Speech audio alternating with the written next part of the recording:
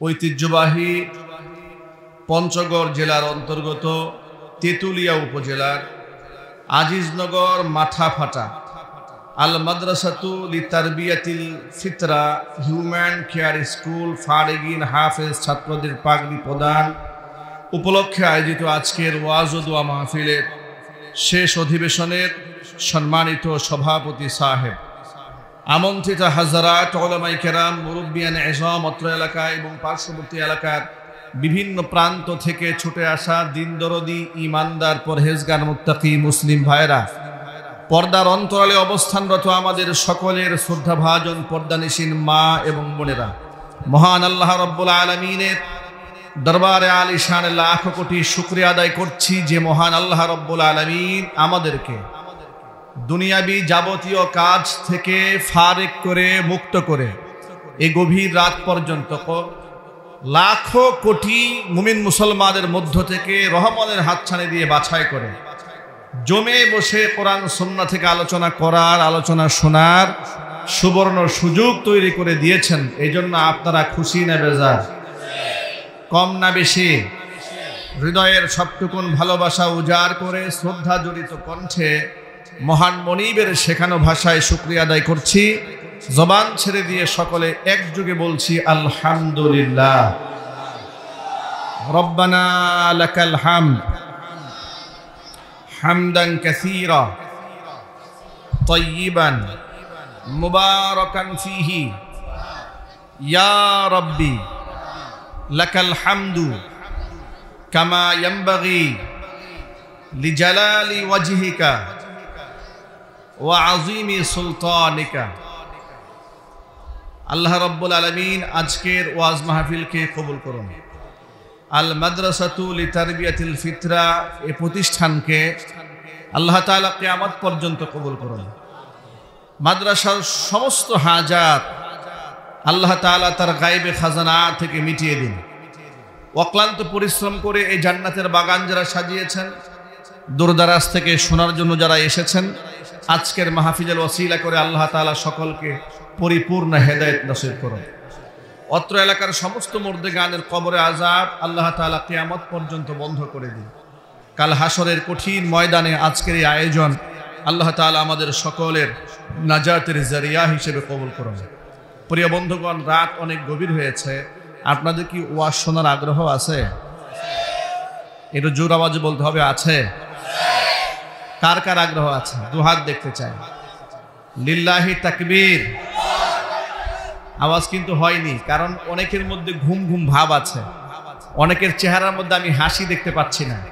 একটু হেসে দিয়ে আল্লাহর শুকরিয়া আদায় করে তাকবীরের ধ্বনিতে আকাশ বাতাসকে মুখরিত করুন। লিল্লাহি তাকবীর, লিল্লাহি তাকবীর, লিল্লাহি তাকবীর। হাত নামান। আল্লাহ যেন এই তাকবীরের ধ্বনিতে আমাদের ঈমানকে তাজা করে দেন। জোরে বলুন আল্লাহুম্মা আমিন। আমি স্টেজে আসার আগ পর্যন্ত বন্ধুবর মাওলানা কারি এস এম আব্দুল হান্নান বেলালী হাফিজাহুল্লাহ আপনাদের সামনে মুখনিসৃত গুরুত্বপূর্ণ আলোচনা পেশ করেছেন। মহতারাম আলোচকের নেক হায়াত কামনা করছি। তার জবান থেকে নিঃসৃত বের হওয়া প্রত্যেকটি দামি কথা মৃত্যু পর্যন্ত স্মরণ রেখে আল্লাহ তাআলা আমাদেরকে আমল করার তৌফিক দান করুন। প্রিয় ভাইয়েরা, রাত অনেক গভীর। আমরা যে প্রান্তে এখানে বসে আছি, বাংলাদেশের একটি প্রান্তিক সীমানায়। আমার জীবনের তেতুলিয়ার প্রান্তের প্রথম সফর।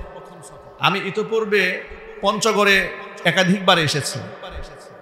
পঞ্চগড়ের মাহফিলগুলোতে অসংখ্য মানুষ পেয়েছি, শ্রোতা পেয়েছি। আজকের একেবারেই সীমান্তবর্তী এলাকাতে এসেও আলহামদুলিল্লাহ আমরা কাঙ্ক্ষিত মানের শ্রোতা পেয়েছি। আমাদের এই সফরটা সফল হবে যদি আমরা এই মাহফিল থেকে কিছু শিক্ষা আমরা বাড়িয়ে নিয়ে যেতে পারি। ঠিক কিনা বলেন? আমাদের এই মাহফিলটা সফল হোক, এটা আমরা চাই না? একটু জোর আওয়াজে বলুন, চাই কিনা? আপনারা বাংলাদেশের প্রান্তিক এলাকার মানুষ হলেও আমি বিশ্বাস করি এখন সোশ্যাল মিডিয়া, অনলাইনে যুগ হওয়ার কারণে সচেতনতা এবং দেশ বিদেশ আন্তর্জাতিক অঙ্গন সম্পর্কে মোটামুটি একটি মৌলিক ধারণা আমাদের সকলেরই আছে। কিন্তু আমি আজকে বিশ্ব অঙ্গন সম্পর্কে আপনাদের সামনে কোনো ব্রিফ করব না। প্রসঙ্গক্রমে দুই একটা কথা হয়তো বলতে পারি, কিন্তু আমি আজকে বর্তমান প্রেক্ষাপট অনুযায়ী আমি মহাগ্রন্থ আল কোরআন থেকে সূরাতুন নিসার ছোট্ট একটা আয়াতে কারিমা 36 নম্বর আয়াত আপনাদের সামনে তেলাওয়াত করেছি। এই আয়াতে আল্লাহ তাআলা আমাদেরকে 3টা মেসেজ দিয়েছেন। এই 3টা মেসেজ নিয়ে আমরা সংক্ষিপ্ত আলোচনা করব এবং টু দা পয়েন্ট এই প্রত্যেকটা শিক্ষা আমরা মনে রাখবো। আমরা বলি ইনশাআল্লাহ। আচ্ছা, আল্লাহর ওয়াজের চেয়ে দামি ওয়াজ পৃথিবীতে আর আছে? আল্লাহর কথার চেয়ে দামির কথা হতে পারে? আজকে আমরা মুমিন মুসলমান নিজেদেরকে দাবি করছি এবং মুসলমানের ঘরে জন্ম হওয়ার পর থেকে শুধুমাত্র কিছু আনুষ্ঠানিকতার মধ্য দিয়ে আমরা আমাদের দ্বীন ও ইসলামকে সীমাবদ্ধ করে দিয়েছি। কিন্তু শুধুমাত্র কয়েকটি হাতে গোনা আনুষ্ঠানিকতার সাথে আল্লাহ পাক আমাদের ধর্মের সম্পর্ক রাখেননি। দ্বীন ও ইসলামের সম্পর্ক আল্লাহ তাআলা জুড়ে দিয়েছেন আমার জীবন থেকে মৃত্যু পর্যন্ত, প্রত্যেকটা স্টেপে, প্রত্যেকটা কদমে। একটু চিৎকার দিয়ে বলেন আলহামদুলিল্লাহ। যার দরুন মহাগ্রন্থ আল কোরআনে আল্লাহ পাক বলিষ্ঠ কণ্ঠে উচ্চারণ করেছেন, দ্ব্যর্থহীন ভাষায় বলে দিয়েছেন, স্পষ্ট করে বলে দিয়েছেন, আল ইয়াউমা আকমালতু লাকুম দীনাকুম, আমি আজকের এই দিনে তোমাদের দিনকে পূর্ণাঙ্গ করে দিয়েছি। একটু জোরে বলেন সুবহানাল্লাহ। ওয়া আতমামতু আলাইকুম নিয়ামাতি, আমার নিয়ামতকে তোমাদের উপর পূর্ণ করে দিয়েছি। ওয়া রাদিতু লাকুমুল ইসলামা দীনহা, দিন হিসেবে, ধর্ম হিসেবে ইসলামকে আমি আল্লাহ তাআলা মনোনীত করে নিয়েছি। এক বাক্যে জবাব দিয়ে বলুন, আল্লাহর কাছে মনোনীত ধর্মের নাম কি? আরো চিৎকার দিয়ে বলুন। পৃথিবীতে জন্ম লগ্ন থেকে আমার আপনার সবচেয়ে বড় পরিচয় ধর্মের পরিচয়। বাংলাদেশি কিংবা বাংলা ভাষী, হিন্দুস্তানি কিংবা পাকিস্তানি, সৌদি আরব, কানাডা, জার্মানি কিংবা ইউরোপ, আমেরিকা, এগুলো মানুষের মৌলিক পরিচয় নয়। যারা আল্লাহ বিশ্বাস করে, তাওহীদে বিশ্বাস করে, একাত্মবাদে বিশ্বাস করে, তাদের প্রথম পরিচয় হচ্ছে সেই ব্যক্তি মুসলমান। সেই ব্যক্তির প্রথম পরিচয় কি? আপনাদেরকে বড় দুঃখজনক একটা বাস্তবতা শোনায়। আজকে এই মাহফিলে আসার সময় আমি দেখতে পেলাম বাংলাদেশের রাজনৈতিক দলের কোনো একটা কর্মী কিংবা নেতা সাংবাদিকদের সামনে ব্রিফ করে বলছেন যে পূজা শুরু হয়েছে, সুতরাং আমাদের এই মুহূর্তে কোনো ধর্মের পরিচয় থাকবে না, আমরা সব বাংলাদেশী। নাউজুবিল্লাহ পড়ুন, একটু জোরে বলুন নাউজুবিল্লাহ। ধর্মের কোনো পরিচয় থাকবে না, আমরা বাংলাদেশী। কিয়ামতের অন্যতম একটা আলামত হচ্ছে রুআসাউহুম জুহালুহুম, সমাজের মূর্খরা নেতৃত্বের আসন দখল করে বসবে। তাই হয়েছে, কত বড় জাহেল হলে, জাহেলে মুরাক্কাব হলে, চূড়ান্ত পর্যায়ের মূর্খ হলে ব্যক্তি বলে ধর্মের কোনো পরিচয় থাকবে না, পরিচয় থাকবে দেশের। আর বাবা, দেশের পরিচয় আজকে আছে, কালকে নাও থাকতে পারে। কথা ঠিক না ঠিক জোরে বলেন? আমি যখন দুনিয়া থেকে বিদায় হব, কবরে আমাকে প্রশ্ন করা হবে না মিন আইয়ি বালাদিন আনতা, তুমি কোন দেশ থেকে এসেছো। কবরের মধ্যে কমন 3টা প্রশ্ন, যেটা সকলের মুখস্থ আছে। মার রব্বুকা, তোমার রব কে, ওয়া মান নাবিয়ুকা, তোমার নবীকে, ওয়া মা দীনুকা, তোমার দিনকে, দিন কি, প্রশ্ন করা হবে। সুতরাং যে ব্যক্তি বলে ধর্মের পরিচয় থাকবে না, আমরা সমস্ত ধর্মের পরিচয় বাদ দিয়ে আমরা বাংলাদেশী হব, এর মতো মূর্খ দেশে আর নাই। পরিষ্কার বার্তা, আমাদের রবকে, জোরে বলুন, আমাদের নবীকে, মুহাম্মদুর রাসূলুল্লাহ সাল্লাল্লাহু আলাইহি ওয়াসাল্লাম, আমাদের ধর্মের নাম কি? খুশি হয়ে বলেন না, ধর্মের নাম কি? সুতরাং এই পরিচয়কে হালকা করে দেখার কোনো সুযোগ নেই।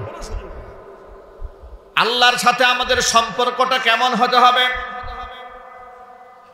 আর বান্দা হিসেবে আমার দায়িত্বটাই বাকি আছে। বিস্তর আলোচনায় না গিয়ে সূরা নিসার 36 নম্বর আয়াতে কারিমার মধ্যে আল্লাহ তাআলা 3টি মৌলিক দায়িত্ব আমাদেরকে বুঝিয়ে দিয়েছেন। আল্লাহ পাক আয়াতের শুরুতে বলছেন, ওয়াবুদুল্লাহা ওয়া লা তুশরিকু বিহি শাইআ,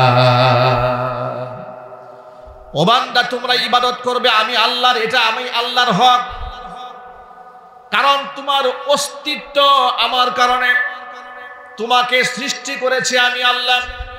আলো বাতাস দিয়েছি আমি আল্লাহ, অক্সিজেন দিয়েছি আমি আল্লাহ, রিজিক দিয়েছি আমি আল্লাহ, হায়াত দিয়েছি আমি আল্লাহ, মৃত্যু ঘটাবো আমি আল্লাহ। স্রষ্টাকে জোরে বলেন, আরো জোরে বলুন। রিজিক দেওয়ার মালিককে, আলো বাতাস দিয়ে বাঁচিয়ে রেখেছেন কে, সুস্থতার নিয়ামত দান করেছেন কে, অসুস্থ বানান কে, অসুস্থ হয়ে গেলে সুস্থ দান করেন কে? আল্লাহ পাক বলেন, বান্দারে তোর অস্তিত্ব যেহেতু আমি আল্লাহর হাতে, তোর সৃষ্টি যেহেতু আমার হাতে, সুতরাং সবার আগে আমি আল্লাহর হক। ওয়াবুদুল্লাহ ওয়ালা তুশরিকু বিহি শাইআ। এই পৃথিবীতে তোর এক নাম্বার কাজ হচ্ছে আমার দাসত্ব করবি, আমি আল্লাহর সাথে কাউকে শরীক স্থাপন করবি না। আল্লাহর সাথে শরীক স্থাপন করা যাবে না। আল্লাহকে তো আমরা সকলে এক মানি, কিন্তু বুঝার ক্ষেত্রে আমাদের ভুল আছে। ইলম না থাকার কারণে আমরা কয়েকটা জায়গার মধ্যে ভুল করে বসে থাকি, কারণ তাওহীদের মূল ব্যাখ্যা আমাদের জানা নাই।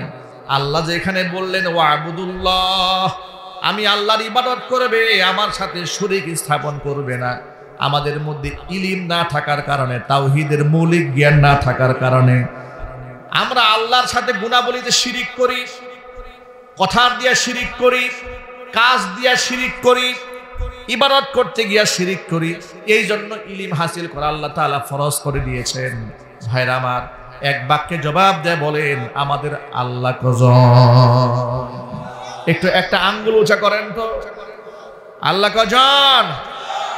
একমাত্র আল্লাহর ইবাদত করি, কোন সুবহানাল্লাহ। ভাইরা আমার, তাওহীদ আল্লাহর একাত্মবাদ এভাবে বুঝে নিতে হবে। তিন প্রকারের তাওহীদ। কয় প্রকারের জোরে বলেন? তিনটা বিষয়ে আল্লাহকে এক এবং এককভাবে বিশ্বাস করতে হবে। এক হচ্ছে তাওহীদ ফিল উলুহিয়া, আরেক হচ্ছে তাওহীদ ফিল রুবুবিয়া, তিন নাম্বার হচ্ছে তাওহীদ ফিল আওসাফ। অর্থাৎ আমরা বিশ্বাস করি আল্লাহ এক এবং একক, তার কোনো মিছিল নাই, তার উপমা নাই, দৃষ্টান্ত নাই, তার সাথে তুলনা করা যায় এমন কিছুই নাই। এটা তো আমরা বিশ্বাস করি, ঠিক কিনা বলেন? কিন্তু মৌলিকভাবে আমরা বুঝি না। আসলে আল্লাহর পরিচয়টা জানা দরকার, জানা দরকার আছে না ভাই? শুনেন, তাওহীদ ফিল উলুহিয়া মানে ইলাহ হিসেবে আল্লাহকে এক জানা। কি হিসাবে যদি বলুন? ইলাহ মানে মাবুদ। ইলাহ মানে কি? মাবুদ। মানে আমি যে বান্দা হিসেবে একজনের ইবাদত করব, তিনি কে?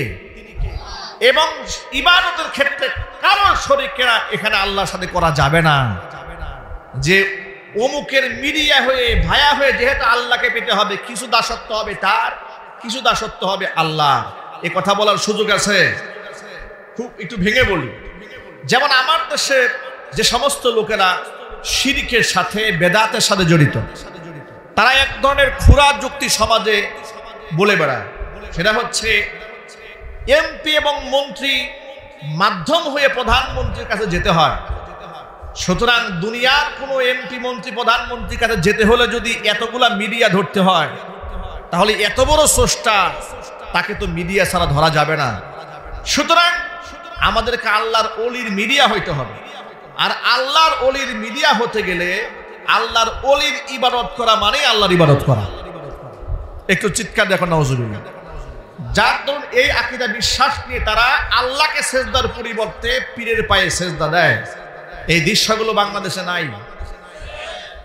কথা একটু জোরে বলতে হবে, আছে না নাই?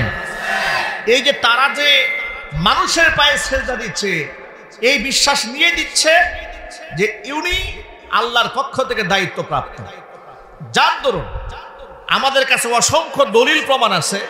তারা বক্তব্যে বলে বেড়ায়, মাইকে বলে, আমাদের পীর সাহেবের কাছে মুরিদ হলে তার জান্নাতে যাওয়া গ্যারান্টি আছে। চিৎকার দিয়ে বলে নাউজুবিল্লাহ। অথচ পীর সাহেব জান্নাতে যাবে তার গ্যারান্টি দিল কোন শয়তানে? কথা বুঝে নেই মনে হয়। আচ্ছা, এখন কি বর্তমানে ওহির দরজা খোলা আছে? ধরেন আল্লাহর পক্ষ থেকে যদি জিব্রাইল ফেরেশতা আসে, এসে ওহী নাজিল করতো নবীর কাছে, কিন্তু এক বাক্যে জবাব দেয় বলেন এই পৃথিবীতে বর্তমানে কোন নবী আর জিন্দা আছে? চিল্লায় কোন দুনিয়াতে আছে। সমস্ত নবীরা বিদায় হয়েছেন, ওহির দরজা বন্ধ হয়ে গেছে। নবীজি সাল্লাল্লাহু আলাইহি ওয়াসাল্লাম বলে দিয়েছেন, আনা খাতামুন নাবিয়্যিন লা নাবিয়্যা বাদি। আমি শেষ নবী, আমার পর আর কোনো নবী নাই। সুতরাং নবী যেহেতু নাই, ওহি দুনিয়াতে আসার তার কোনো প্রয়োজনই নাই। ঠিক কিনা জোরে বলেন?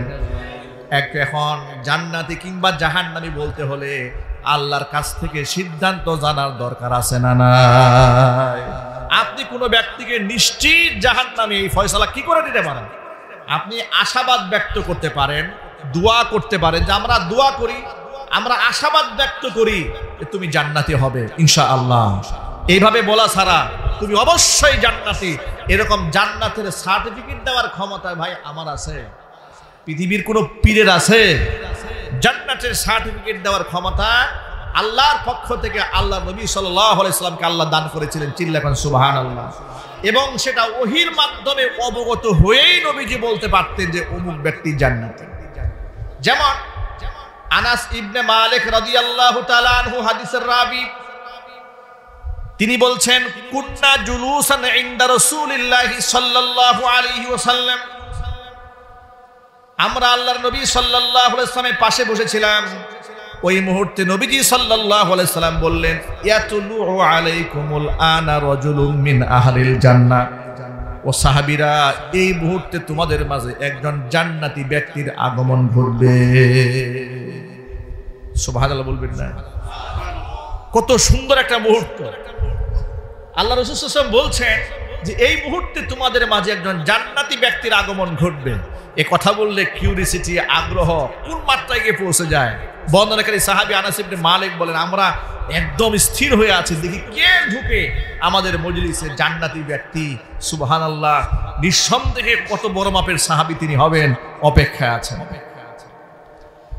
হযরত আনাস ইবনে মালিক বলেন, ইদ তালা আলাইনা রাজুলুম মিনাল আনসার। অবাক বিস্ময়ে লক্ষ্য করলেন, আল্লাহ রাসূল যখন বললেন জান্নাতি ব্যক্তি প্রবেশ করবেন, আমরা মনে মনে ভেবেছিলাম বিখ্যাত কোন সাহাবী হয়তো প্রবেশ করবেন। আবু বকর, উমর, উসমান, আলী, আব্দুর রহমান ইবনে আউফ, সাদ বিন আবি ওয়াক্কাস, তালহা ইবনে জুবায়ের, এই ধরনের বিখ্যাত সাহাবীরা হয়তো কেউ না কেউ আসবে। অবাক বিস্ময়ের ব্যাপার, বিখ্যাত এমন কেউ এলেন না, একেবারে অখ্যাত একজন আনসারী সাহাবী আমাদের মাঝে প্রবেশ করলেন। এমন অবস্থায় প্রবেশ করলেন, তানতিফু লিহিয়াতুহু বিউদুইহি, ওযুর পানিতে তার দাড়িটা ভিজে আছে। কদ আল্লাকানা আলাইহি বিয়াদিহি শিমাল, বাম হাত দিয়ে তার জুতা দুটা ধরে দাঁড়িয়ে আছে। জোরে জোরে বলেন সুবহানাল্লাহ। এমন কোন বিখ্যাত ব্যক্তি নন যে তার স্যান্ডেলটা আরেকজনে ধরে দাঁড়ায় আছে। এমন কোন ব্যক্তি আসেন নাই যে ৩-৪ জন গার্ড নিয়ে আসেন। এমন কোন সেলিব্রিটি আসেন নাই, তারকা আসেন নাই যার সামনে মিডিয়া আছে, ক্যামেরা কাভারেজ আছে, ফোকাস আছে, সাংবাদিক আছে, সব ধরে আছে। স্যার আপনি আসেন, তাড়াতাড়ি গুরুত্বপূর্ণ কথাবার্তা বলেন, এমন কিছু না। বাম হাতে জুতাটা ধরে মসজিদে প্রবেশ করেছেন, দাড়িটা ওযুর পানিতে ভিজা। বিখ্যাত কোনো ব্যক্তি নন, আনসারী একজন অখ্যাত সাহাবী। চিৎকার দিয়ে বলেন সুবহানাল্লাহ। সাহাবায়ে কেরাম অবাক হলেন। বর্ণনাকারী সাহাবী হযরত আনাস ইবনে মালিক বলেন, মজার ব্যাপার হলো, অবাক বিস্ময় তো এখানেই শেষ হলো না। দ্বিতীয় দিন আবারও আমরা রাসূলের পাশেই বসে আছি। নবীজি সাল্লাল্লাহু আলাইহি সাল্লাম ওই দিনও আবার বললেন, ইয়াতলু আলাইকুমুল আনা রাজুলুম মিন আহলিল জান্নাহ। একই শব্দ বললেন, তোমাদের মাঝে একজন জান্নাতি ব্যক্তির প্রবেশ ঘটবে। আমরা আবার অপেক্ষায় তাকিয়ে রইলাম, দেখি কোন ব্যক্তি জান্নাতি। অবাক বিস্ময়ে তাকিয়ে রইলাম, আর দেখতে পেলাম জান্নাতি ব্যক্তি প্রবেশ করবে বললে গতকাল যে ব্যক্তি প্রবেশ করেছে, আজও সেই ব্যক্তি এসে হাজির হয়ে গেলেন। দ্বিতীয় দিন আল্লাহ নবী তাকে জান্নাতি ঘোষণা করলেন। তৃতীয় দিন আবার যখন মজলিসে বসে আছি, তৃতীয় দিন একই শব্দ নবী আবার উচ্চারণ করলেন, তোমাদের মাঝে একজন জান্নাতি ব্যক্তির প্রবেশ ঘটবে। আমরা অপেক্ষায় রইলাম কোন ব্যক্তি জান্নাতি, সেই সৌভাগ্যবান ব্যক্তিকে একটু দেখতে চাই। অপেক্ষার পালা শেষ হলো, দেখতে পেলাম বিগত 2 দিন জান্নাতি ব্যক্তি প্রবেশ করবে বলার পরে যেই ব্যক্তি প্রবেশ করেছিলেন, তৃতীয় দিন সেই একই ব্যক্তি প্রবেশ করেছে। আর জোরে কোন সুবহানাল্লাহ। তিনটা দিন নবীজি তাকে জান্নাতি ঘোষণা করেছেন। হযরত আনাস ইবনে মালিক বলেন, আব্দুল্লাহ ইবনে আমর ইবনুল আস রাদিয়াল্লাহু তাআলা আনহু তিনি তার মনের ভিতরে আগ্রহ থামিয়ে রাখতে পারলেন না, সিদ্ধান্ত নিলেন এই লোকের মধ্যে এমন বিশেষ কি আমল আছে যেটা আমাদের মধ্যে নাই, যার দরুন নবীজি তাকে স্পেশাল করে জান্নাতি ঘোষণা করলেন, কিন্তু আমাদেরকে জান্নাতি বললেন না। তার মধ্যে কি আমল আছে অবশ্যই সেটা আবার জানতে হবে। একটা কৌশল অবলম্বন করলেন।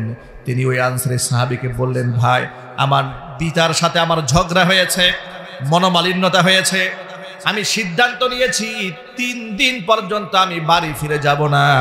যদি তুমি তোমার সাথে তোমার বাড়িতে আমাকে একটু থাকার জায়গা করে দিতে আমার বড্ড উপকার হতো। তুমি কি আমাকে একটু রাখবে? আনসারী সাহাবী সরল মনে বলেন, কোনো অসুবিধা নেই, চলুন আপনি আমার সাথে বাড়িতে মেহমান হন। উদ্দেশ্য হলো তিনি দেখতে চান তার মধ্যে এমন কোন আমল আছে। 1 দিন দেখলেন, 2 দিন দেখলেন, 3 দিন 3 রাত পর্যন্ত অবস্থান করার পরে আমর ইবনুল আস রাদিয়াল্লাহু তাআলা আনহু এবার তিনি তার কাছে জড়তা ভেঙে বলেই ফেললেন, আসলে ভাই আমার বাবার সাথে আমার কোনো ঝগড়া হয়নি, বিবাদ হয় নাই, একটা কৌশল অবলম্বন করে অজুহাত বানিয়ে তোমার সাথে থাকতে চেয়েছি। তার কারণ একটাই, নবীজি সাল্লাল্লাহু আলাইহি সাল্লাম তোমাকে 1 দিন 2 দিন নয়, টানা 3 দিন জান্নাতি মানুষ হিসেবে ঘোষণা করেছেন।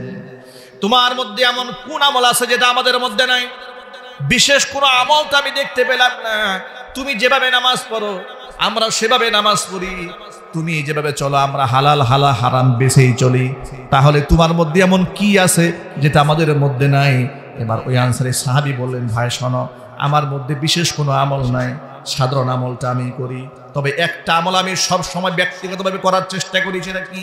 সেটা হচ্ছে লা আজিদু ফি নাফসি লি আহাদিন মিনাল মুসলিমিনা রিশান। এই পৃথিবীর কোনো মুসলমানের প্রতি আমার অন্তরের মধ্যে আমি কোনো বিদ্বেষ রাখি না, আমার মনের মধ্যে কোনো হিংসা নাই। ওয়ালা আহসুদু আলা খাইরিন আতাহুল্লাহু ইয়াহু। যে কল্যাণ আল্লাহ পাক আমার কোনো ভাইকে দান করেছেন, ওই কল্যাণ নিয়ে জমিনে কোনোদিন তাকে হিংসা করি না। আমি কথা মনে রাখি, এই কল্যাণ পাওয়ার উপযুক্ত তিনি, এই জন্য আল্লাহ পাক তাকে এই কল্যাণ দান করেছেন। জোরে জোরে বলেন সুবহানাল্লাহ। আমর ইবনুল আস, আব্দুল্লাহ ইবনে আমর ইবনুল আস রাদিয়াল্লাহু তাআলা আনহু বলছেন, এটাই হচ্ছে সেই গুণ, যে গুণের কারণে আল্লাহ পাক আল্লাহ রাসূল তোমাকে জান্নাতি ঘোষণা করেছেন। কিন্তু আমরা এই গুণটা সহজে অর্জন করতে পারি না। ইন্নাল্লাহ নুতিকু, এটা আমাদের দ্বারা সম্ভব নয়। এত বড় অর্জন, এত বড় গুণ যে কোনো মুসলমানের প্রতি বিদ্বেষ নাই, কোনো মুসলমানের প্রতি হিংসা নাই, বিরাট অর্জন। আল্লাহ এই অর্জন যেন আমাদেরকে করার তৌফিক দান করে। জোরে কোন আমিন। এর চিল্লা এখন আমিন। আমি এই কথাটা কেন বললাম? এই যে আল্লাহ রাসূল একজন আনসারী সাহাবীর ব্যাপারে বললেন লোকটা জান্নাতি। আল্লাহু আকবার বলেন। প্রিয় ভাইয়েরা আমার, জিহাদের ময়দানে নবীজি সাল্লাল্লাহু আলাইহি ওয়াসাল্লামের সামনে, জিহাদের ময়দানে আল্লাহর হাবিব সাল্লাল্লাহু আলাইহি ওয়াসাল্লামের সামনে একজন মুজাহিদের প্রশংসা করে সাহাবীরা বলেন, ও সাহাবীরা বলতে থাকো, ইয়া রাসূলুল্লাহ তাকাই দেখেন আল্লাহর পথের কত বড় মুজাহিদ, আল্লাহর পথে জান বাজি রেখে লড়াই করছে, নিঃসন্দেহে সেই ব্যক্তি আল্লাহর জান্নাতে হয়ে যাবে। নবীজি সাল্লাল্লাহু আলাইহি ওয়াসাল্লাম বললেন, ওই ব্যক্তির ঠিকানা জাহান্নাম। সবাই অবাক হয়ে গেছেন, সমস্ত সাহাবায়ে কেরাম অবাক হয়ে গেলেন যে আমরা তাকে জান্নাতি মনে করে, রাসূল বললেন জাহান্নামী। পরবর্তী তথ্য উপাত্ত তালাশ করে দেখা গেল ওই লোকটা যখন আল্লাহর পথে লড়াই করছিল, জিহাদ হয়ে মুজাহিদ হয়ে, তার অন্তরের মধ্যে আল্লাহর দ্বীন কায়েমের স্বপ্ন ছিল না। তার মনের মধ্যে ঢুকেছিল অহংকার। তার চেতনা ছিল সারা দুনিয়ার মানুষ আমাকে বড় মুজাহিদ মনে করবে, আমাকে সাহসী বীর মনে করবে। ওই চিন্তা চেতনা নিয়ে সে লড়াই করছিল। এক পর্যায়ে কাফেররা যখন তাকে আঘাত করেছে, আঘাতের যন্ত্রণা সহ্য করতে না পেরে নিজের ছুরি দিয়ে সে আত্মহত্যা করেছে। চিৎকার দেখো নাউজুবিল্লাহ। এই তথ্য জিবরিল মারফত নবী করিম সাল্লাল্লাহু আলাইহি ওয়াসাল্লামের কাছে দেওয়া হয়েছে বলে আল্লাহর নবী তাকে জাহান্নামে ঘোষণা করেছেন। একটু বোঝার জন্য বললাম আপনাদেরকে, কোন ব্যক্তি জান্নাতি কিংবা জাহান্নামে নিশ্চিত করে একমাত্র আল্লাহ রাসূল বলতে পেরেছেন ওহীর নির্দেশনার মাধ্যমে, কিন্তু সেই ওহী কি আজও পৃথিবীতে চলমান আছে? একটু জোর আওয়াজে বলতে হবে ভাই, আছে। সুতরাং কোন পীর সাহেব যদি বলে যে তুই জান্নাতি নিশ্চিত, এগুলা ভণ্ডামি ছাড়া কিচ্ছু নয়। পীরের নিজেরই তো জান্নাত জাহান্নামের কোনো খবর নেই, ঠিক কিনা? এতটুকুন বলা যায় যে এটা জান্নাতি মানুষের কাজ, এটা জাহান্নামীদের কাজ। আমরা সবসময় দোয়া করব আল্লাহ পাক যেন আমাদের জাহান্নামের আগুন থেকে রক্ষা করেন, জোরে করে আমিন। তো রবের পরিচয় আমরা জানতেছিলাম, সেটা হচ্ছে তাওহীদ ফিল উলুহিয়া। সেটা হচ্ছে ইলাহ হিসেবে, মাবুদ হিসেবে তিনি একমাত্র গোলামি হবে কার? এক। 2 নম্বর তাওহীদ ফির রুবুবিয়া, লালনকারী এবং পালনকারী একমাত্র কে? এই কথা বিশ্বাস করেন। আপনার চাকরি আপনাকে রিজিক দেয় না, আপনার ব্যবসা আপনাকে রিজিক দেয় না, ক্ষেত খামার আপনার রিজিকের উৎস নয়। রিজিকের উৎস কে? এটা বিশ্বাস রাখবেন অন্তরস্থল থেকে। 2 নাম্বার 3 হচ্ছে তাওহীদ ফিল আওসাফ, আল্লাহর যে 99টা গুণ আছে ওই সমস্ত গুণাবলীর সহ আমরা তাকে বিশ্বাস করে যে এই গুণেও কেউ শরীক নয়। এই কথাটা মনে থাকবেন ইনশাআল্লাহ। আমরা যেন সিফাতের দিক থেকেও রবের সাথে কাউকে শরীক না করে আল্লাহ তৌফিক দান করে, জোরে কোন আমিন। 1 নাম্বার কাজ হচ্ছে আল্লাহর গোলামি করা। আমরা কার গোলামি? একটু জোরে আওয়াজে বলেন। 2 নাম্বার হচ্ছে ওয়ালা তুশরিকু বিহি শাইআ, তার সাথে কাউকে শরীক স্থাপন করা যাবে না। আল্লাহর সাথে শরীক স্থাপন করা হালাল না হারাম। এই দুনিয়াতে যত প্রকারের কবিরা গুনাহ আছে, সমস্ত কবিরা গুনার মধ্যে সবচাইতে নিকৃষ্ট মানের কবিরা গুনার নাম হচ্ছে শিরিক। আল্লাহ নবী সাল্লাল্লাহু আলাইহি ওয়াসাল্লাম বলেছেন আলা উনাব্বিউকুম বি আকবারিল কাবাইর, সবচাইতে নিকৃষ্ট কবিরা গুনার কথা বলে দিব না? সাহাবায়ে কেরাম বলে নিশ্চয়ই বলে দিবেন। হুজুর বললেন শোনান, আকবারুল কাবাইর সালাসা, পৃথিবীর মধ্যে কবিরা গুনাহ যত আছে, যে গুনাহ তওবা ছাড়া মাফ হয় না, তওবা ছাড়া মাফ হয় না, এরকম যত প্রকারের গুনাহ আছে সমস্ত গুনার মধ্যে নিকৃষ্ট কবিরা গুনাহ হচ্ছে 3টি। কয়টি জুড়ে বলেন? এর মধ্যে 1 নাম্বার হচ্ছে আল ইশরাকু বিল্লাহ, আল্লাহর সাথে শরীক স্থাপন করা, জোরে কোন নাউজুবিল্লাহ। 2 নাম্বার হচ্ছে উকুকুল ওয়ালিদাইনি, পিতা মাতার নাফরমানি করা। 3 নাম্বার কাউলুজ জুর ও শাহাদাতুজ জুর, মিথ্যা কথা বলা অথবা মিথ্যা সাক্ষী দেওয়া। এগুলা হচ্ছে নিকৃষ্টতম কবিরা গুনাহ। এই সমস্ত কবিরা গুনার মধ্য থেকে 1 নাম্বার হচ্ছে রবের সাথে শিরিক করা, শরীক স্থাপন করা। এখন এই যে গোটা বিশ্ব পরিমণ্ডলে অসংখ্য মুশরিক আছে, কাফের আছে, বিধর্মী আছে, আছে না নাই? আর একটু যদি বলেন, এই যে এখন বর্তমানে আমাদের ভারত উপমহাদেশ সহ গোটা দুনিয়া জুড়া সনাতন ধর্মাবলম্বীদের শারদীয় দুর্গা উৎসব শুরু হয়েছে। কথা ঠিক নেবে? ঠিক। বাংলাদেশেও শুরু হয়েছে, হয় নাই? আচ্ছা, অমুসলিম যারা আছেন, আমাদের অমুসলিম বন্ধুগণ, তারা তাদের ধর্ম পালন করবে। আমাদের ইসলাম শিখিয়ে দিয়েছে খবরদার তুমি জোরপূর্বক তোমার ধর্ম কারো উপরে চাপিয়ে দেবে না। লা ইকরাহা ফিদ্দীন। একটু সুবহানাল্লাহ বলেন। এই আদর্শগুলো আমরা মানার কারণে আমাদের বাংলাদেশে সংখ্যালঘু যারা আছে, সংখ্যালঘু সম্প্রদায়, হিন্দু সম্প্রদায় বলেন, খ্রিস্টান বলেন, পাহাড়িরা বলেন, আমাদের কাছে এতটা নিরাপত্তা নিয়ে থাকে যে ওরা নিজের দেশ হিন্দুস্থানের হিন্দুরা এত শান্তিতে থাকে না যত শান্তিতে ওরা বাংলাদেশে থাকে। কথা ঠিক কিনা যদি বলেন? তাদের নিয়ে আমাদের কোনো মাথা ব্যথা নাই, তাদের পূজা পার্বণ নিয়ে আমাদের কোনো অভিযোগ নেই। তবে মন থেকে দোয়া করি আল্লাহ পাক যেন শিরিক থেকে এই জাতিকে হেদায়েত দান করে, জোরে কোন আমিন। এই তামান্না অন্তরে রাখতে হবে না ভাই? যদি বলেন না তামান্না রাখতে হবে না? তামান্না রাখতে হবে। কিন্তু যেটা বর্তমান সমাজে দেখা যায় যে হিন্দুদের পূজা মণ্ডপে হিন্দুদের চাইতে মুসলমানদের সংখ্যা বেশি। কথা ঠিক না ব্যাঠিক যদি বলেন? ওদের হালুয়া রুটি নিয়ে, ওদের পূজার দেবদেবীর জন্য উৎসর্গিত ফল আর সন্দেশগুলোর জন্য নারগুলার জন্য। ওদের চাইতে বেশি লালায়িত মুসলিম সম্প্রদায়ের লোকেরা। এটা বড় মারাত্মক কবিরা গুনাহ এবং শিরক। মনে রাখবেন, ওমর ফারুক রাদিয়াল্লাহু তাআলা আনহু বলেছেন, ওরা যখন ওদের পূজা মণ্ডপে যায়, পূজা শুরু হয়, তখন তোমরা ওর ধারে কাছে যেও না, কারণ ওই মুহূর্তে আল্লাহর পক্ষ থেকে তাদের উপর গজব নাজিল হয়। এটা জোরে কর নাউজুবিল্লাহ। এটা শোনার পর থেকে আমি আপনাদের কাছে ওয়াদা দিতে চাই, জীবনে কোনোদিন কোনো পূজা মণ্ডপে যাবেন, এটা জোর আওয়াজে বলেন। সন্তানদেরকে যেতে দেবেন, স্ত্রীদেরকে যেতে দেবেন, সতর্ক করবেন তারা যেন পূজা মণ্ডপে না যায়। আল্লাহ হেদায়েত দান করুন। কোরআনে কারীমের সূরাতুন নিসার 36 নম্বর আয়াতে কারিমার প্রথম মেসেজ হচ্ছে এই, আল্লাহর হক আদায় করো, আল্লাহর সাথে কাউকে শরীক করো না।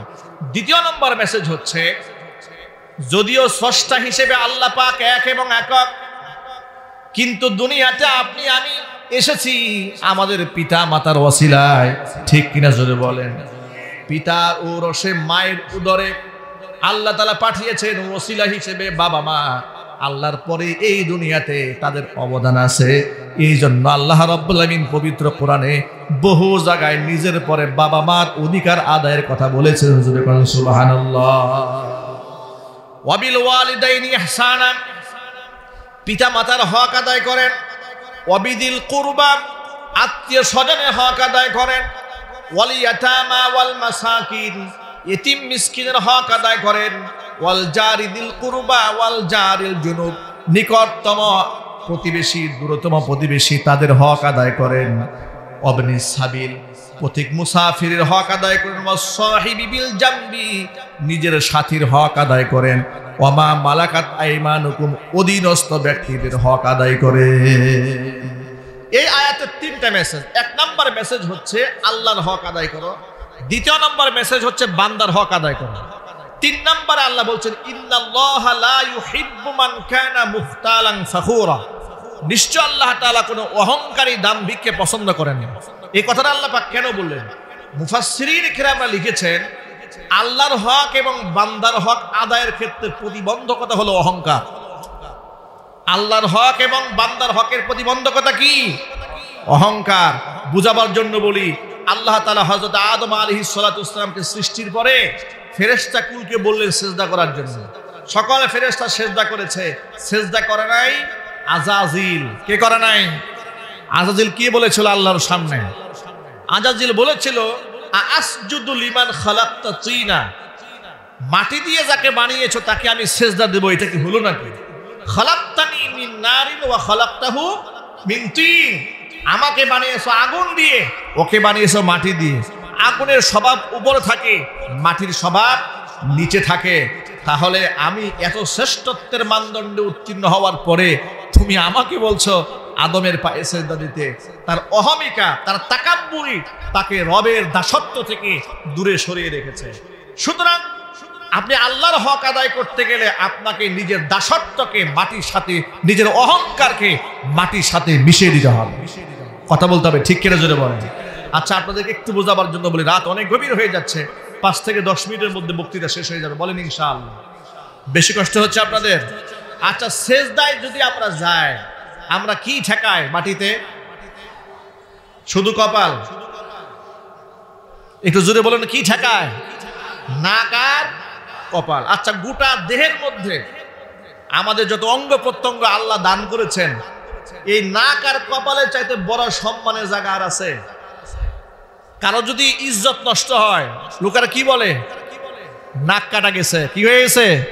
কেউ যদি কোনো অপকর্ম করে, কি বলে জানেন? ওরে নাকে খত দেওয়াও। কথা বলে না কেন? কেউ বলে না বুক খত দেওয়াও, পিঠ খত দেওয়াও, হাত খত দেওয়া, বলে কি বলে? নাক খত দেওয়া। মানে নাক মাটির সাথে হেসড়ে দাও। কারণ নাক হচ্ছে সম্মানের প্রতীক, মর্যাদার প্রতীক। আমি প্রতিদিন রবের সামনে দাঁড়িয়ে 5 বার, আমি যে 5 ওয়াক্ত নামাজে বারবার রবের সামনে সিজদা দেই, সাজদা দিয়ে কি বোঝায়? হে আল্লাহ, আমি মাটির সাথে নিজেকে মিটাই দিলাম, আমি কিচ্ছু না, লা হাওলা ওয়ালা কুওয়াতা ইল্লা বিল্লাহ, কোনো শক্তি নাই, কিচ্ছু নাই, সমস্ত ক্ষমতার মালিক কে? আরো চিল্লাই বলেন। একজন ইমানদার বান্দার কতটা বিনয়ী হতে হয়, ছোট্ট একটা গল্প বলে শেষ করে দেব।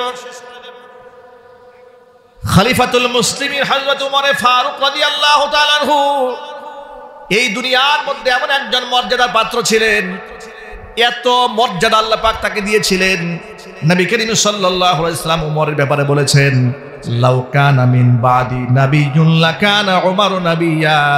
এই পৃথিবীতে আমার পরে যদি কেউ নবী হতো, হযরত ওমর নবী হয়ে যেতেন।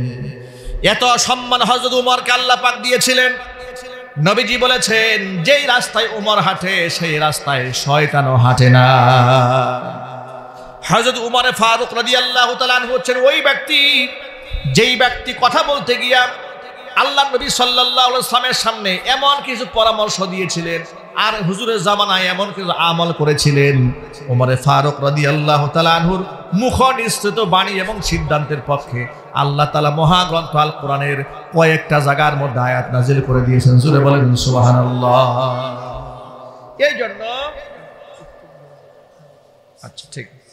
এই জন্য হযরত উমরের মেজাজকে বলা হয় শারঈ মেজাজ। কি মেজাজ জোরে বলেন তো, কথা বুঝেন না মনে হয়? কি মেজাজ? শারঈ মেজাজ মানে শরীয়তের মেজাজ। শরীয়তের মেজাজটা বোঝাবার জন্য বলে দেখেন, রাইসুল মুনাফিকিন আব্দুল্লাহ ইবনে উবাই ইবনে সালুল মারা যাওয়ার পরে নবী করিম অনেক লম্বা ঘটনা, আল্লাহর নবী সাল্লাল্লাহু আলাইহি ওয়াসাল্লাম নিজের জামা দিয়েছিলেন তাকে, যে কোনো কারণ ছিল। তার ছেলে এসে আবদার করেছিল, জানাজার নামাজ পড়তে যাচ্ছেন আল্লাহর নবী, মুনাফিকের জানাজা। কার জানাজা? পিছন দিক থেকে হযরত ওমর জামা টান দিয়ে ধরলেন, হে আল্লাহর নবী, আপনি এই লোকের জানাজা পড়বেন? আল্লাহ নবী কি জবাব দিলেন শোনেন। ওমর শোনো, আল্লাহ তাআলা আমাকে কোরআনে বলেছেন, ইস্তাগফির লাহুম আও লা তাস্তাগফির লাহুম ইন তাস্তাগফির লাহুম ৭০ মাররাতান ফালাই ইয়াগফিরাল্লাহু লাহুম। আপনি এদের জন্য ক্ষমা প্রার্থনা করেন কিংবা নাই করেন, সমান সমান এদের জন্য ৭০ বার যদি আপনি ক্ষমা চান, আমি আল্লাহ এদেরকে মাফ করব না। আল্লাহ তো বলেছেন যে ৭০ বার ক্ষমা চাইলেও মাফ করবো না, কিন্তু আল্লাহ তো ক্ষমা চাইতে নিষেধ করেন আমাকে। সুবহানাল্লাহ। মুনাফিকের জন্য রাসূলের দরদ কত, কিন্তু হযরত ওমর এটা মানতে পারেন না। জামা টান দিয়ে বললেন, এই লোক ইসলামের এতটা ক্ষতি করেছে, আপনি তার জানাজা পড়তে যাবেন? রাসূল জানাজা পড়লেন। জানাজা পড়ে বাড়ি ফিরে আসলেন। জিবরাইল আলাইহিস সালাতু ওয়াসসালামকে আল্লাহ পাঠিয়ে দিলেন কোরআনের আয়াত দিয়ে, ওয়ালা তুসাল্লি আলা আহাদিম মিনহুম মাতা আবাদা ওয়ালা তাকুম আলা কবরিহি ইন্নাহুম কাফারু বিল্লাহি ওয়া রাসূলিহি ওয়া মাতু ওয়া হুম ফাসিকুন। আল্লাহ পাক বলেন, ও আমার হাবিব, মুনাফিকদের ব্যাপারে আপনাকে চূড়ান্ত ফয়সালা দিয়ে দিলাম। আপনার জীবদ্দশায় যদি এই দুনিয়াতে একটা মুনাফিকও মারা যায়, এমন একজন মুনাফিকের জানাজার নামাজে আপনি হাজির হবেন না। মুনাফিকের জানাজা আপনি পড়বেন না, ওর কবরের কাছে গিয়ে আপনি দোয়া করবেন না। যদিও বাহ্যিকভাবে ওরা ঈমান প্রকাশ করেছে, কিন্তু আভ্যন্তরীণভাবে ইন্নাহুম কাফারু বিল্লাহি ওয়া রাসূলিহি, তারা আমি আল্লাহ এবং আমার রাসূলকে অস্বীকার করেছে। ওয়া মাতু ওয়া হুম ফাসিকুন, চূড়ান্ত পাপিষ্ঠ হইয়া দুনিয়ার জমিন থেকে বিদায় হয়েছে। এটা একটা মাত্র এক্সাম্পল দিলাম যে হযরত ওমর রাসূলকে আগে নিষেধ করেছিলেন, জামা আস্তিন টান দিয়ে ধরেছিলেন, আর হযরত উমরের সেই মতামতের উপরে আল্লাহ পাক সূরা তাওবার আয়াত নাযিল করেছেন। চিল্লা এখন আল্লাহু আকবার। এবার আপনারা বলেন তো, সেই উমরের দাম কম না বেশি? আরো জোরে বলুন। এই এত মর্যাদা যে উমরের শানে কোরআন শরীফে আয়াত নাযিল হয়, যার বক্তব্য আল্লাহ পছন্দ করেন, সেই উমর আল্লাহর কাছে দোয়া করতেন, আল্লাহুম্মা রযুকনি শাহাদাতান ফি সাবিলিক ওয়াজআল মাউতি ফি বালাদি রাসূলিক। আল্লাহ তাআলা, তোমার পথে তুমি আমাকে শাহাদাতের মৃত্যু দান করো, তোমার নবীর দেশে আমার মৃত্যু ঘটাও। আল্লাহর কাছে দোয়া মঞ্জুর হয়েছে। নামাজের ইমামতিরত অবস্থায় তার পেটের মধ্যে ছুরি মেরে দিয়েছে দুশমন, অবস্থা এমন হয়েছে বুড়িটা বের হয়ে গেছে। নামাজরত অবস্থায় রক্তাক্ত হয়ে গেলেন হযরত ওমর। হাকিম ডাকা হলো, ডাক্তার আনা হলো। ডাক্তার তাকে 1 গ্লাস দুধ পান করালেন। দুধ পান করা মাত্র নারী ভুঁড়ি দিয়ে সব দুধ বাহিরে বের হয়ে গেল। অবস্থা এতটাই বেগতিক হলো, ডাক্তার বুঝতে পারলেন ওনাকে টিকিয়ে রাখা সম্ভব না, তিনি বাঁচবেন না। এবার তিনি আমিরুল মুমিনিনকে ঘোষণা করলেন, খলিফাতুল মুসলিমিন, আপনার যদি কোনো ওসিয়ত করার থাকে ওসিয়তটা সেরে নেন, মনে হচ্ছে রবের কাছে আপনার পৌঁছে যাওয়ার সময় হয়ে গেছে। ওমর রাদিয়াল্লাহু তাআলা আনহু এই কথা শোনার পরে কি কাজটা করলেন শোনেন। আল্লাহর সাথে সান্নিধ্যে চলে যাবে, দুনিয়া থেকে বিদায় হয়ে যাবেন হযরত ওমর। তিনি ওই মুহূর্তে সর্বপ্রথম আব্দুল্লাহ ইবনে ওমর নিজের কলিজার টুকরা সন্তানকে ডাকলেন। আব্দুল্লাহ ইবনে ওমরকে ডাক দিল, ও আব্দুল্লাহ, তুমি চলে যাও, সর্বপ্রথম উম্মুল মুমিনিন মা আয়েশা সিদ্দিকা রাদিয়াল্লাহু তাআলা আনহার কাছে যাও, তাকে গিয়ে সালাম করো, আমার পক্ষ থেকে সালাম দিয়ে বলো আমার বাবার এই অবস্থা হয়েছে, উমরের অবস্থা হয়েছে, তার মৃত্যুর পরে আপনার কাছে একটা আবদার জানিয়েছে, উমরের জীবনের সর্বশেষ একটা আশা তার পরম বন্ধু নবীজি সাল্লাল্লাহু আলাইহি ওয়াসাল্লামের পাশে যেন তার একটু জায়গা করে দেওয়া হয়। যেহেতু রাসূল পাক সাল্লাল্লাহু আলাইহি ওয়াসাল্লামের রওজাটা মা আয়েশার ঘরে, সেখানে রাসূলের রওজা, রাসূল শুয়ে আছেন, আর পাশে হযরত আবু বকর সিদ্দিক রাদিয়াল্লাহু তাআলা আনহু ইন্তেকালের পরে তিনি শুয়ে আছেন। জায়গা আছে একটা, এবং সেই ঘরটা হযরতে মা আয়েশা। এখন সে আয়েশার ঘরে যদি তার থাকার স্বপ্ন হয়, মা আয়েশা রাদিয়াল্লাহু তাআলা আনহার কাছ থেকে পারমিশন নেওয়ার দরকার আছে না নাই? মা আয়েশা রাদিয়াল্লাহু তাআলা আনহা যখন হযরত উমরের এই কথা শুনতে পেলেন, ওমর রাদিয়াল্লাহু তাআলা আনহুর অবস্থা শুনে মা আয়েশা কান্না করে দিলেন। তার অবস্থা শোনার পরে মা আয়েশা রাদিয়াল্লাহু তাআলা আনহা বললেন, হযরত উমর তো আবদার জানিয়েছে, এই জায়গাটা মূলত আমি নিজের জন্য রেখে দিয়েছিলাম, কিন্তু খলিফাতুল মুসলিমিন আবদার জানিয়েছেন, আমি আমার নিজের হকটা আল্লাহর নবী সাল্লাল্লাহু আলাইহি ওয়াসাল্লামের পরম বন্ধু উমরের জন্য আমি ছেড়ে দিলাম। হযরত উমর এই সংবাদ শুনতে পেলেন যে মা আয়েশা রাজি হয়েছেন।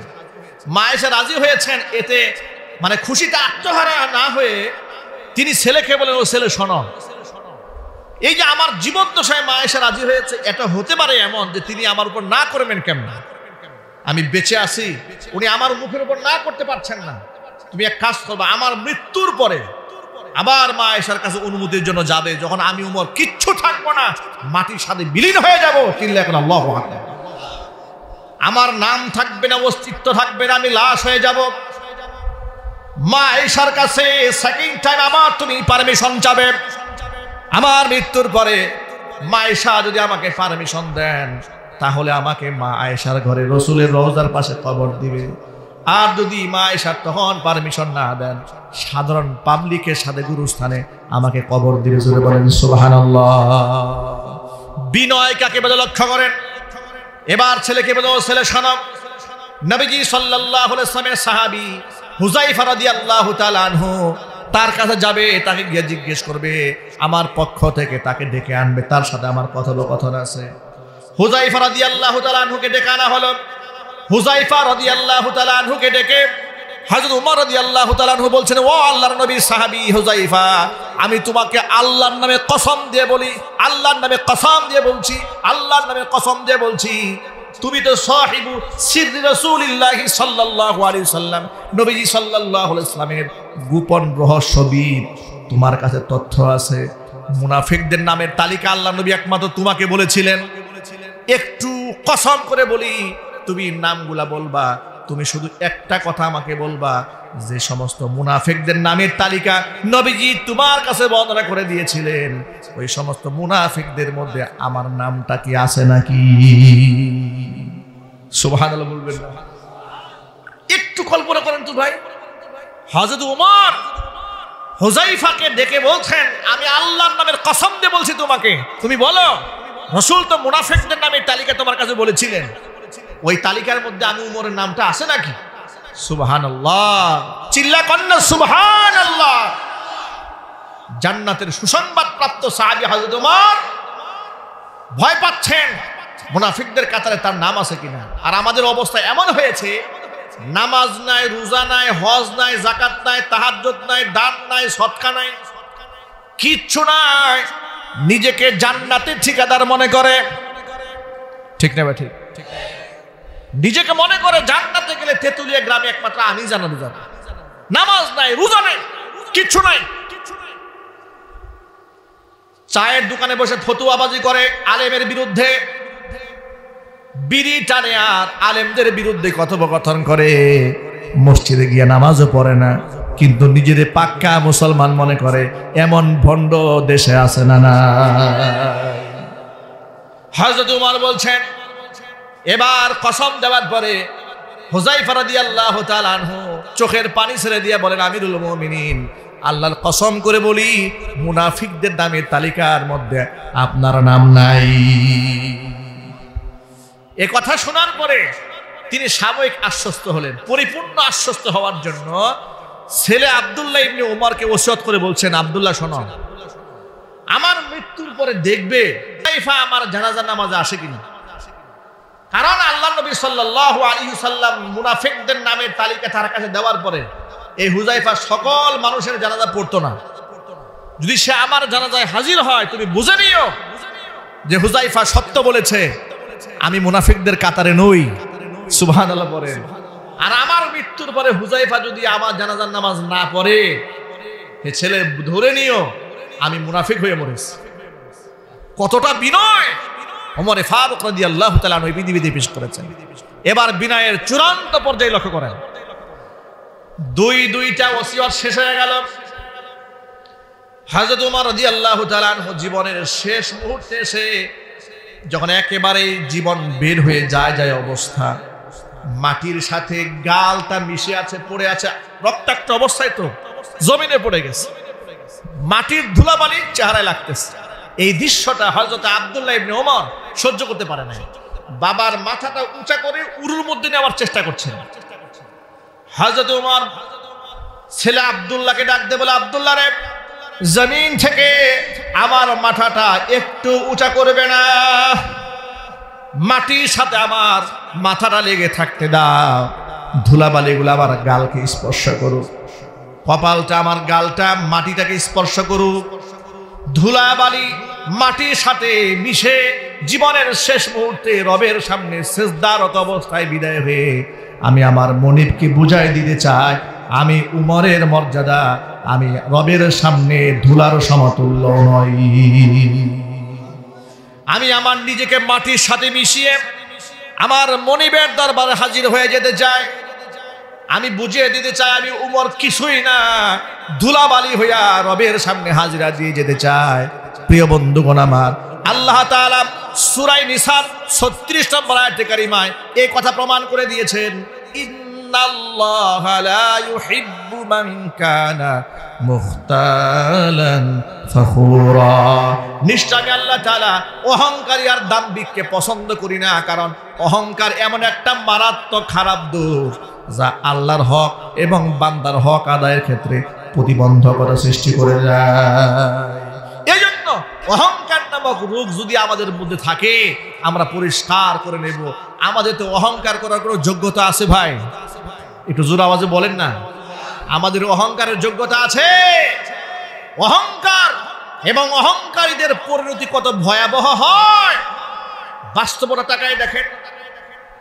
আজকে আমি জাহিল, তাদের দাম্ভিকতা, তাদের বক্তব্য, তাদের অ্যাটিটিউড, তাদের মুখের ভাষা, তাদের চোখের চাহনি, তাদের আদর্শ, তাদের মুআমালাত, মুআশারাত, উঠা বসা বক্তব্যগুলো শুনে মনে হতো এরা ফেরাউনের অহংকারকেও হার মানিয়েছে।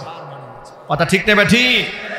আজকে যখন দুনিয়া থেকে বিদায় হয়ে গেল, নিথর দেহটার দিকে তাকায় দেখেন, তাদের চেহারার দিকে তাকিয়ে দেখুন, তাদের চেহারাটা কি অবস্থা থেকে দুনিয়া থেকে বিদায় হয়েছে। ফয়সালা তো আল্লাহ করবেন, কিন্তু এই সমস্ত লোকেরা যখন বড় বড় আলেমদেরকে বিশুদ্ধার করেছে, সে আলেমরা তো দুনিয়া থেকে বিদায় হয়েছে।